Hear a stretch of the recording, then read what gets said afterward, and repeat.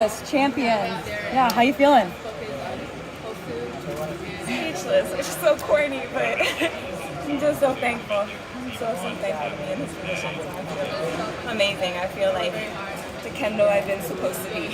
Kendall, you came in, I think, with the season's best of like 51:05, and then you tied your PB, and then you smashed your PB. Like, how did this all happen, coming off of the season that you have, and then showing up over these last few rounds? Just trusting that it will come together when it needed to. I wasn't worried about not having ran 50 point or 49 yet this season because it doesn't really matter. I could have ran 49 the first meet out, and if I couldn't replicate it here, who cares what I started out with? So I was just trusting my coach and I. We saw the way practice was going. We knew the way things were trending, and he knew that if I just put together the race the way he's been telling me to, that it would all come together. So I'm just so excited to PR back-to-back. It's insane after not PRing for 6 years. So man, I'm just so excited. I'm just so excited now that I feel like I have it figured out. Have you seen to make over a lot from the last time, from yesterday to today, to get a little faster?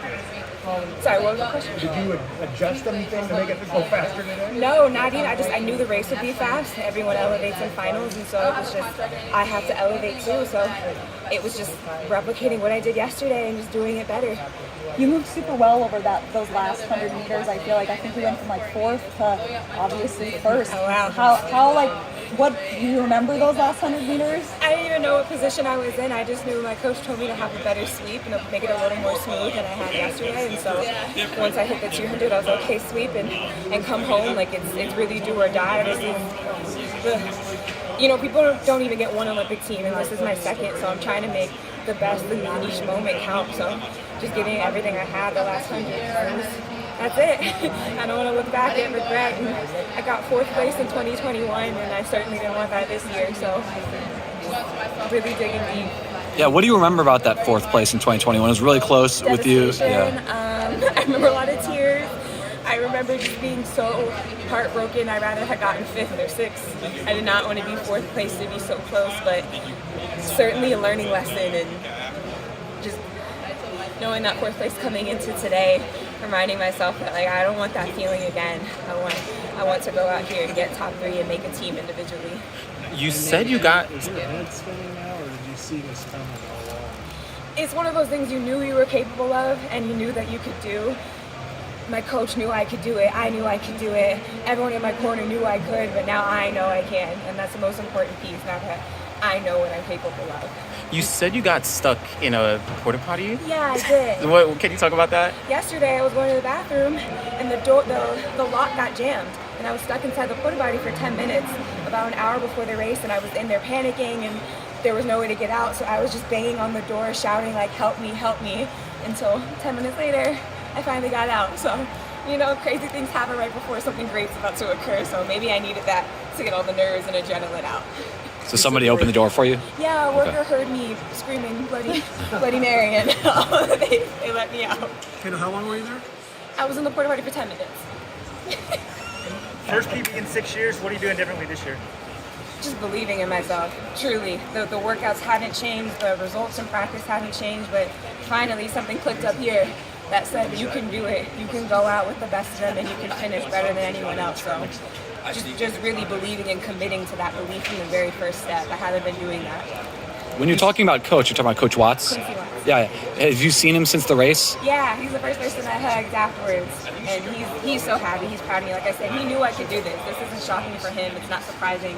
It's only surprising to the people who've been watching. But if you've been at practice and you've seen what you've seen, and you're Coach Watts, this is nothing. This is nothing shocking. This is nothing that he didn't know was already there.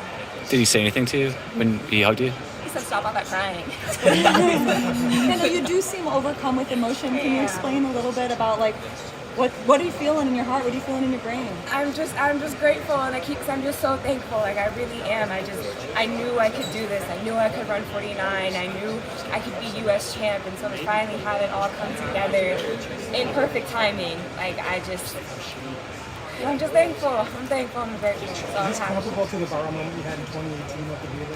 I don't think anything will ever beat that moment for fans, and I don't blame it. I don't hold it against them, but this means a lot to me. I think this is a really defining moment in my career for me. So. How long has Coach Watts been your main coach, would you say? Since college. Yeah, since okay. 2014. Yeah. So we've been together for 10 years. And so I know I know he's happy that it's finally clicking as well, because I know how frustrating that can be as a coach to see an athlete that you believe in so much and for her to just not be reaching her potential and to finally have it all come together. I know he's really excited, but this is just trials. There's still Paris and the actual games to go, so this is just another stepping stone to another podium in Paris. Did you ever believe that 10 years ago you'd be standing right here today? I thought I was going to be a lawyer, so no. I thought I would be defending people, so no, this was never in the cards for me. This was never my game plan, but man makes plans and God laughs, so I'm glad I'm standing here today. You spoke yet? Okay. I think it'll be, I don't want to say my first Olympics, but my first true Olympics, because we had, my first was Tokyo, there were no fans, my parents weren't there, my friends weren't there, and it's a totally different experience. And so now I'm so glad that I have a full Olympic experience that I get to have and see what that experience is like. So I think everything will be different. You spoke yesterday about, the support from Rye and Michael was down here while your race was going off, and he was like just as excited as you are. I mean, talk about a little more about their support that they've given you. I love them. Like they're younger than me, but they're like big brothers, and they've had so much success. And I've had my own success as well on my own right, but just having that kind of motivation with you every single day at practice, and you have people who, I said Rye was at the start line for every single round and was like, Kendall, get to 45. Like, just having that kind of support from such successful athletes who believe in me more than I believe in myself. So it's just been incredible. They, like I said, I'm just as excited for their successes. They're just as excited for mine. And we just have so much fun with each other at practice all day long. We're always laughing and joking, but getting on that track and competing our hardest. So I'm so excited. Coach Ross is about to have 3 U.S. champs under his belt. Once Rye runs and once Michael runs. So I'm just really excited for all of us. Would you want to run the mixed relay with Michael at the Olympics? I want to do a mixed relay with me, Michael, Rye, and whoever else so bad. I think that would be so fun. So maybe one day.